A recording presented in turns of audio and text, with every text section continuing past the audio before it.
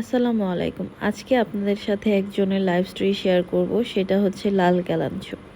এই গাছটাতে আমার দ্বিতীয়বারের মতো ফুল দিচ্ছে, আর গাছটাতে খুব ভালো ফুল আসছে এবার। যেহেতু বসন্তকাল শুরু হয়ে গেছে, অলরেডি শীতকাল শেষ, আর গাছটাকে আমি ক্লিন করব। ক্লিন করে একটা প্রপার রোদ যেখানে পড়ে সেখানে রাখবো, কারণ আমরা জানি যে গাছগুলা ফুল দেয় সেটা রোদ না পেলে ভালো ফুল হয় না। তো এই কেলাঞ্চু গাছটাকে আমি এখন ক্লিন করে নিব, কিন্তু পানি দিবার পরে এই গাছটাতে লুকটা এত সুন্দর দিচ্ছিল, আমার আর ক্লিন করতে ইচ্ছা করতেছিল না। দেখেন কেমন কিউট লাগতেছে না?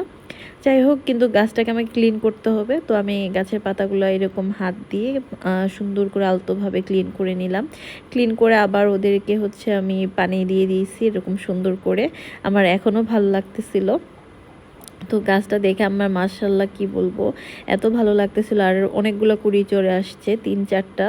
তো এই গাছটাতে আবার আমি আশা করি অনেক ভালো ফুল দিবে।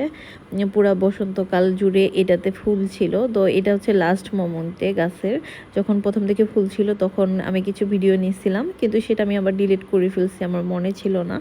তো আজকে ভিডিও এডিট করতে গিয়ে দেখি ওইটা আমি ডিলিট করে দিছি। তো গাছটার ফুলটা হচ্ছে অর্কিড ফুলের মতো, অনেক দিন থাকে, প্রায় 2 মাসের মতো, পুরো বসন্তকাল জুড়ে এই ফুলটা থাকে। তো এটা হচ্ছে জানুয়ারি মাসের দিকে, যখন গাছের কন্ডিশন মোটামুটি ফুলগুলো সব ঝরে গেছে। তো আমি এই গাছগুলোকে কাটিং করব, কাটিং করে রেখে দিব। নেক্সট বছর আবার সুন্দর ঝাপালো নতুন পাতা দিবে বসন্তকালের দিকে।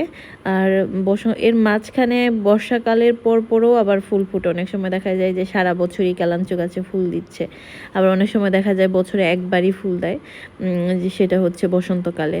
তো দেখা যাক এই বছর এই গাছটাতে এই বছর আর কোনো ফুল দেয় কিনা, আমি সেটার জন্য অপেক্ষা করব। আর গাছটাকে কেটে ছেটে আমি এরকম একদম ঝান্টা বানিয়ে ফেলেছি।